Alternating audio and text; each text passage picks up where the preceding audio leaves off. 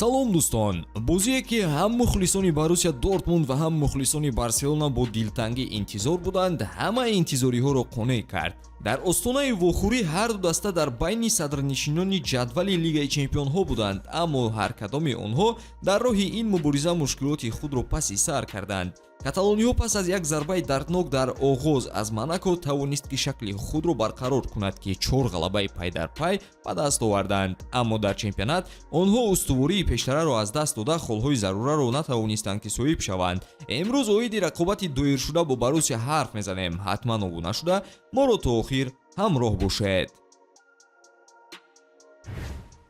тоттенхеми Лондон бозии навбатии худро дар Лигаи Аврупо шоми имрӯз дар сафар бо Рейнҷерс мегузаронад. ғалабаи навбатӣ барои Тоттенхем дар ҳаштгунаи аввал мавқеъ таъмин мекунад, вале Рейнҷерс ба ин иҷоза доданӣ нест. фаворитони худро аз бозиҳои имшабаи Лигаи Аврупо бо 1x интихоб кунед ва фоидаи пулӣ низ ба даст оред. он ҷо регистратсия осон ва пардохт аз тамоми гӯшаву канори дунё дастрас мебошад. ана барои шаҳрвандони Тоҷикистон бошад то 8000 сомони бонус дар аввалин пардохт бо промокоди TG БАРСА пешниҳод мешавад. силкаи бозӣ дар комментария. ба ҳама муваффақият.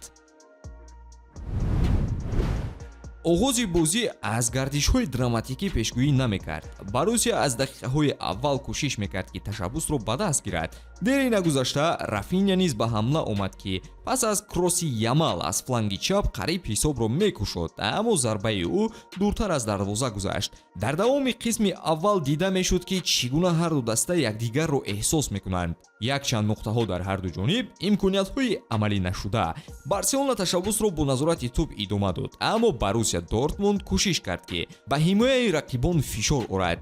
Гараси якчанд маротиба дар мавқеъҳои хатарнок қарор гирифт, аммо пеш аз ҳама ба ӯ офсайд ва сипас бозии аълои дарвозабон Пеня халал мерасонид. дар яке аз лаҳзаҳо Кобел дастаи худро пас аз зарбаи кунде аз масофаи наздик наҷот дод ва каме баъдтар ҳимоятгарони Дортмунд кӯшиши Левандовскиро аз дур манъ карданд. дар нимаи дуюми бозӣ дар майдон тағйирот ба амал омад ва фарқияти ҳалкунанда байни дастаҳо пайдо шуд. пас аз он ки Барселона бо талоши Рафиня гол зад, бозӣ ба самти каталониҳо тағйир ёфт. дери нагузашта довар ба дарвозаи Пеня пеналти таъин кард ки Гирассионро боваринок иҷро намуд, аммо Борусия натавонист натиҷаро нигоҳ дорад ва Барселона дубора фурсат пайдо карда ба пеш баромад. ин дафъа Торрес аз гузариши олӣ истифода бурда голи дуюмро ба ҳадаф расонид ва барои дастаи худ лаҳзаи муҳимтаrinро фароҳам сохт. дар посух мизбонон муддати тӯлонӣ кӯшиш карданд ки мусовӣ кунанд. голи дуюми онҳоро боз Гарасси бо истифода аз хатои дарвозабон ба самар расонид. бо вуҷуди он ки Борусия кӯшиш мекард ки бозиро бо тағйиротҳо ва ҳамлаҳо ба анҷом расонад, дақиқаҳои охирин ба фоидаи каталониҳо буданд. Торрес, Педри ва Левандовски борҳо кӯшиш карданд ки зарбаҳои ҳалкунандаро ба самар расонанд, аммо ба ҳар ҳол Барселона тавонист дарвозаи худро нигоҳ дорад. голи ҳалкунанда ва ғалабаовари Барселонаро Торрес ба самар расонид. бо иҷрои тамоми амалҳои зарурӣ дар мудофиа ва ҳамла, Барселона пирӯзӣ ба даст овард.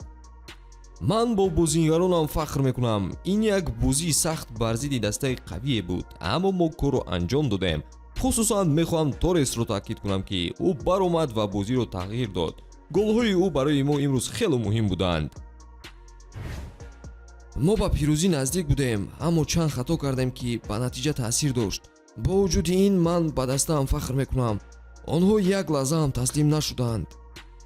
натиҷа 2-3 ба фоидаи каталониҳо анҷом ёфт ва онҳо мавқеи худро дар роҳ ба плей-офф мустаҳкам карданд, дар ҳоле ки Борусия бо дасти холӣ ва саволҳои зиёде дар бораи ин бозӣ боқӣ монд ки сарфи назар аз лаҳзаҳои дурахшон натиҷаи дилхоҳ надоданд.